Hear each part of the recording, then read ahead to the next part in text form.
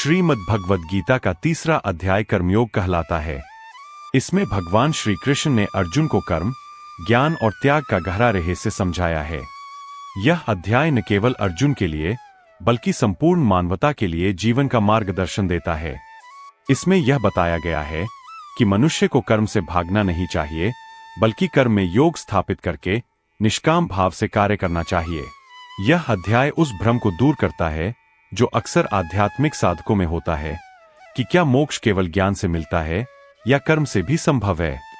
भगवान श्री कृष्ण बड़े सरल और गहरे ढंग से समझाते हैं कि कर्म और ज्ञान दोनों मार्ग ईश्वर प्राप्ति के साधन हैं, परंतु अधिकतर लोगों के लिए कर्मयोग ही सबसे उपयुक्त मार्ग है। अर्जुन युद्ध भूमि में खड़ा है, उसका मन मोह और दया से भर गया है। वह अपने सगे संबंधियों, गुरुजनों और मित्रों के विरुद्ध हथियार उठाने को अधर्म समझता है। उसके मन में यह विचार आता है कि शायद युद्ध से हटकर संन्यास लेना ही बेहतर होगा।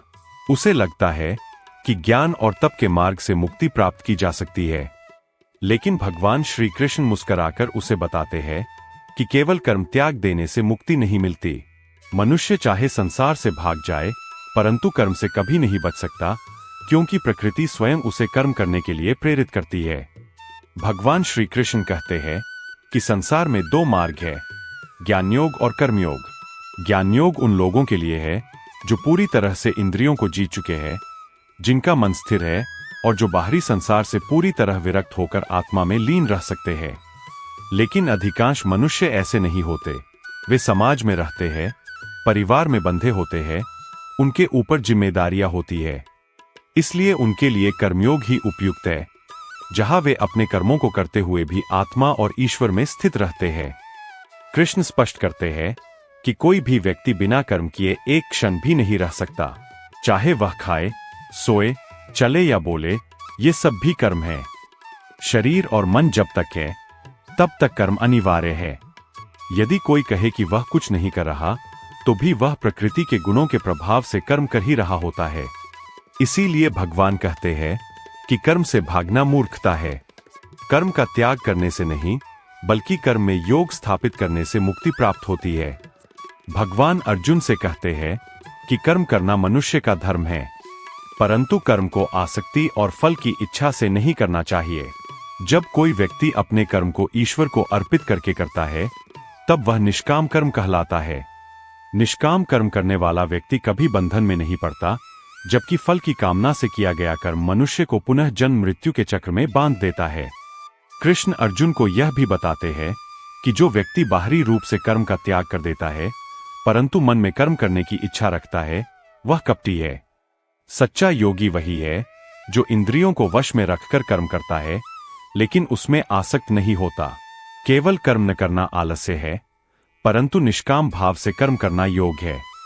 भगवान आगे समझाते हैं कि सृष्टि के आरंभ में ब्रह्मा ने मनुष्यों के साथ यज्ञ की व्यवस्था की थी और कहा था कि यज्ञ के द्वारा तुम समृद्धि प्राप्त करोगे। यहाँ यज्ञ का अर्थ केवल अग्नि में आहुति देना नहीं है, बल्कि ईश्वर के प्रति समर्पण भाव से किया गया प्रत्येक कर्म ही यज्ञ है। जब कोई व्यक्ति अपने कर्तव्यों को समाज और ईश्वर के लिए समर्पित करता है, तो वह यज्ञ करता है। इस प्रकार का कर्म व्यक्ति को शुद्ध करता है और उसे परमात्मा के निकट ले जाता है।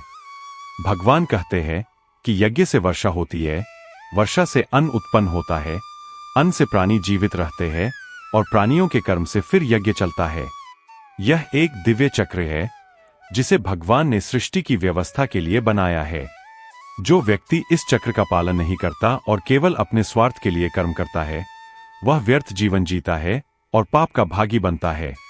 कृष्ण यह भी कहते हैं कि ज्ञानी व्यक्ति भी कर्म करता है, परंतु उसका उद्देश्य केवल लोक संग्रह होता है, यानी समाज का कल्याण।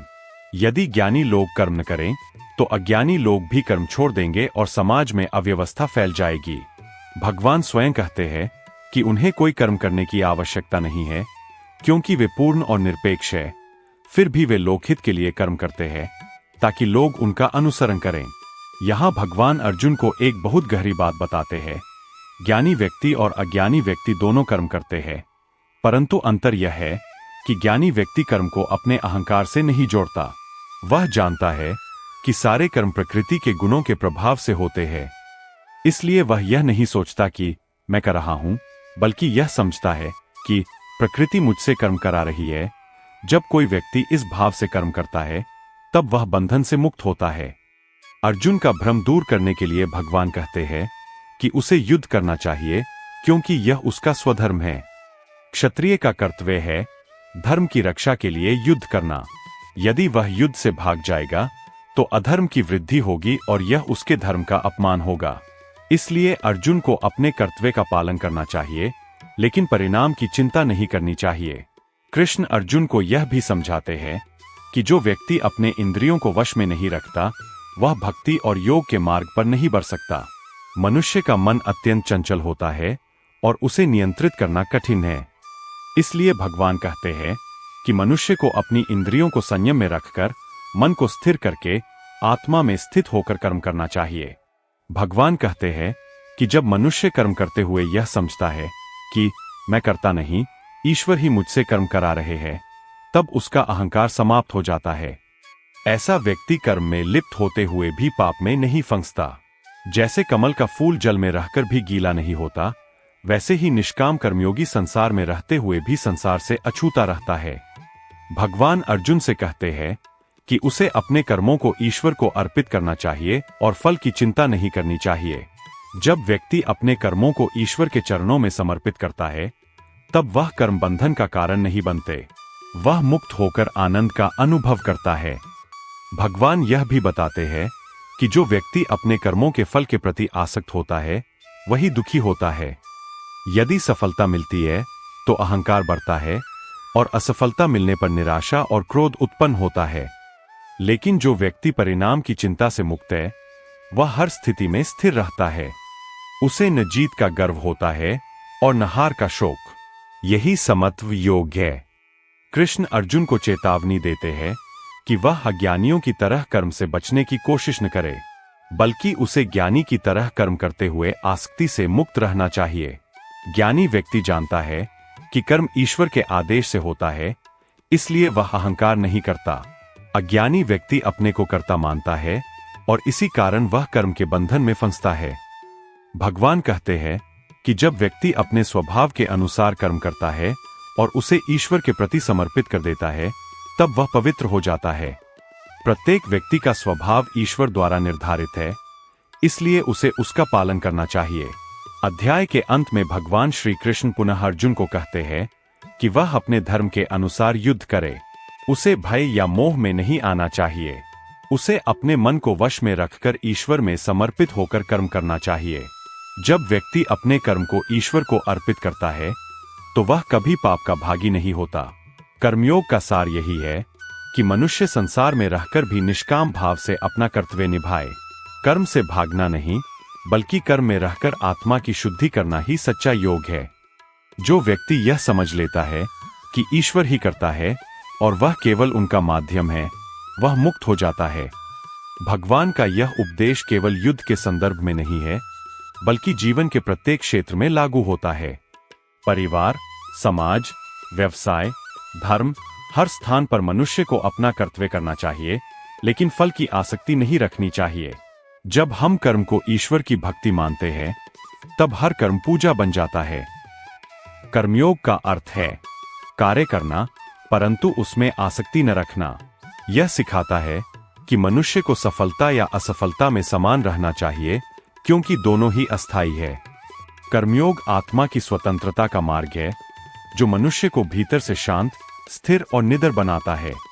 अर्जुन को भगवान श्री कृष्ण यही बताते हैं कि वह युद्ध करे, लेकिन यह न सोचे कि वह किसी को मार रहा है, क्योंकि आत्मा अमर है, कोई किसी को मार नहीं सकता। इसलिए अपने धर्म का पालन करते हुए निष्काम भाव से कर्म करना ही सच्चा कर्मयोग है। इस प्रकार तीसरा अध्याय सिखाता है कि मनुष्य का जीवन कर्म के बिना अधूरा है। कर्म से ही जीवन चलता है, समाज चलता है और सृष्टि का संचालन होता है। जब तक हम कर्म करते रहेंगे और उसे ईश्वर के प्रति समर्पित रखेंगे, तब तक हम संसार में रहते हुए भी मुक्त रह सकते हैं। यह अध्याय यह भी सिखाता है कि सच्ची संन्यास की अवस्था कर्म त्याग में नहीं, बल्कि आसक्ति त्याग में है। कर्म करते हुए मन को ईश्वर में स्थिर रखना ही सच्चा योग है। यही गीता का मर्म है।